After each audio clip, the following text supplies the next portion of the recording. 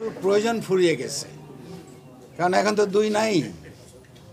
এখন আওয়ামী লীগের অবস্থা দেখেন, শেখ হাসিনার বিরুদ্ধে ইন্টারপোলের ওয়ারেন্ট বেরিয়ে গেছে, তার বিরুদ্ধে আইসিসিতে মামলা হয়েছে, টিউলিপ সিদ্দিকের বিরুদ্ধে ইনকোয়ারি চলতেছে, তারপরে জয়ের বিরুদ্ধে ইনকোয়ারি চলতেছে।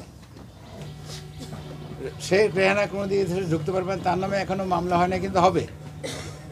আর ওনাদের এই পরিবারটা বাদ দিলে পরে বাকি যে নেতৃবৃন্দ আছে, আমুর সাহেব অনেক বুড়ো হয়ে গেছে, তোফায়েল সাহেব বুড়ো হয়ে গেছে, বাকি যারা তাদের অবস্থা আপনারা জানেন।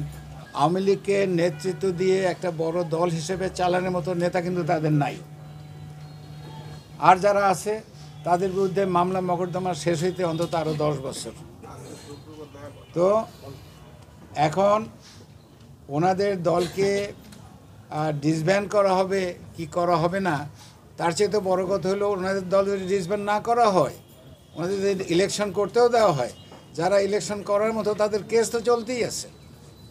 তো কাজেই আমি আমার বুদ্ধিতে, আমার ক্যালকুলেশনে আমি আওয়ামী লীগের অ্যাক্টিভ পলিটিক্সে ফেরা আর অ্যাক্টিভলি নেক্সট ইলেকশনে পার্টিসিপেট করা খুব কষ্ট হবে এবং আমার কাছে অসম্ভব মনে হয়।